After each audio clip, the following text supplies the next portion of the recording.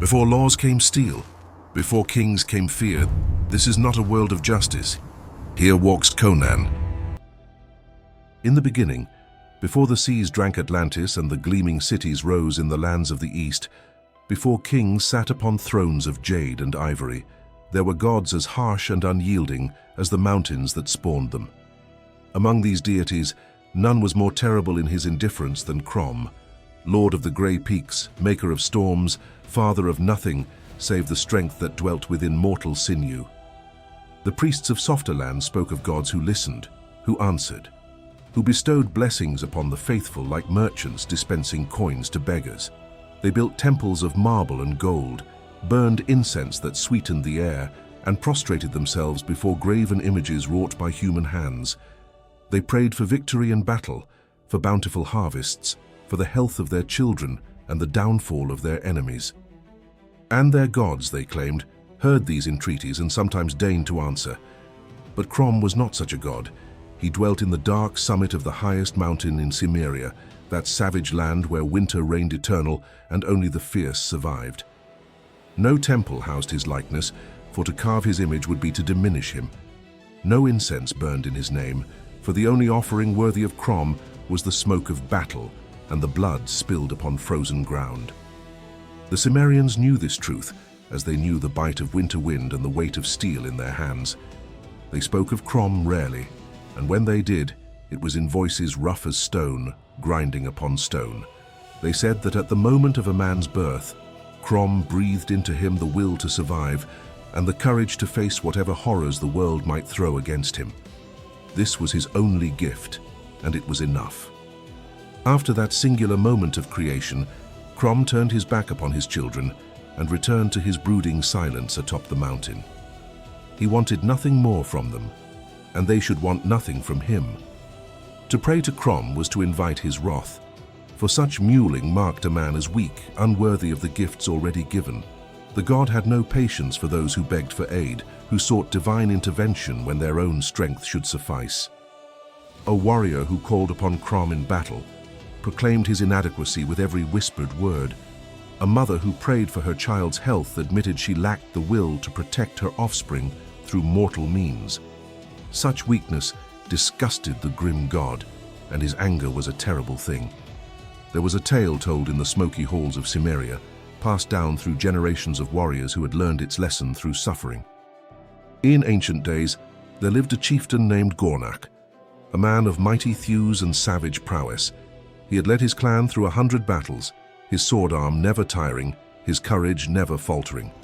His enemies fell before him like wheat before the scythe, and his name became a byword for strength among the clans, but even the mightiest may fall prey to doubt. When Gornach grew old and his hair turned the color of winter snow, he faced a challenger, a young warrior whose strength and speed seemed to surpass even what Gornach had possessed in his prime. On the eve of their combat, as the old chieftain sat alone in the darkness, fear crept into his heart like poison into a wound. For the first time in his long life, Gornach prayed. He climbed the lower slopes of the sacred mountain, his aged joints aching with every step, and there he raised his voice to Crom. He asked for strength to defeat his enemy, for one more victory to crown his years of service to the clan. His words echoed across the barren peaks, carried on winds that howled like the damned. Crom heard, and Crom was wroth. The god's displeasure manifested as a storm that descended from the summit, with the fury of 1,000 winters compressed into a single night. Lightning split the sky, and thunder shook the very foundations of the mountain.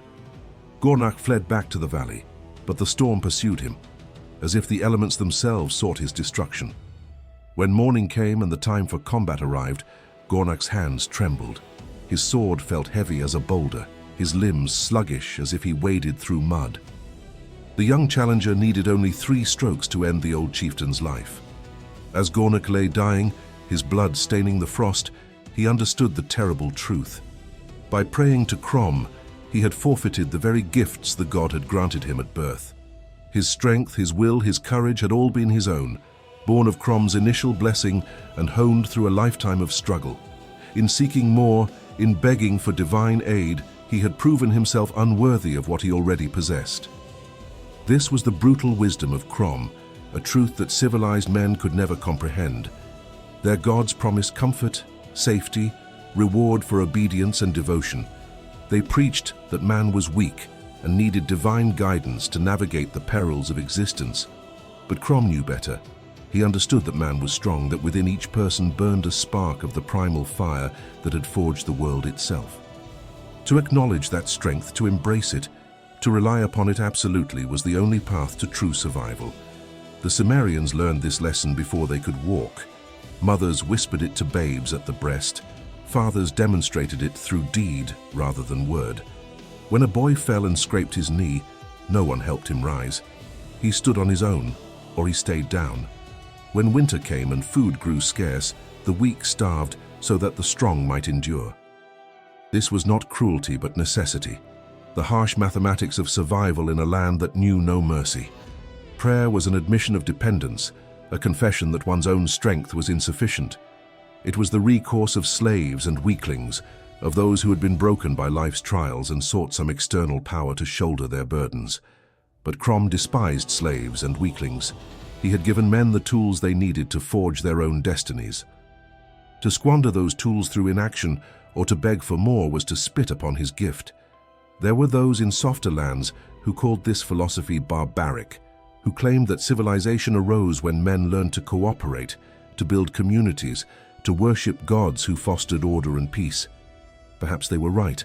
Perhaps the great cities and sprawling empires represented humanity's triumph over its savage nature. But the Cimmerians knew that beneath the veneer of civilization, beneath the laws and customs and pretty words, lurked the same brutal truths that governed the wilderness. Empires fell, cities crumbled to dust. Laws meant nothing when the sword was the final arbiter of disputes.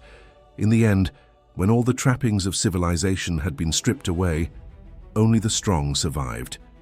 This was Crom's truth, and it was eternal. A warrior who understood this, who embraced the strength within himself and never looked beyond it for salvation, was worthy of the gods' indifference. For Crom's indifference was itself a form of respect, an acknowledgement that the warrior needed nothing from his maker, save what had been given at the moment of creation. To live without prayer, without supplication, without the crutch of divine intervention, was to honor Crom in the only way that mattered. When death came, as it came for all men, the Cimmerian faced it without begging for deliverance. He did not pray for Crom to spare him or to grant him passage to some paradise beyond the mortal veil. He simply died, his strength expended, his will unbroken, his courage intact.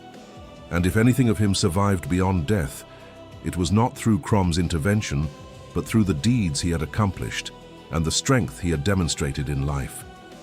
This was why Crom hated prayers. Not from malice, not from cruelty, but from a fundamental understanding of what man could and should be. The God had given humanity everything it needed. To ask for more was to diminish the gift, to insult the giver, and to prove oneself unworthy of the strength that had been freely granted. In the cold mountains of Cimmeria, where the wind howled like the voices of the damned and the snow fell thick enough to bury armies, men lived by this truth. They fought and struggled and died without ever calling upon their God for aid. And in that silence, in that terrible self-reliance, they achieved a kind of savage nobility that the civilized world could never understand.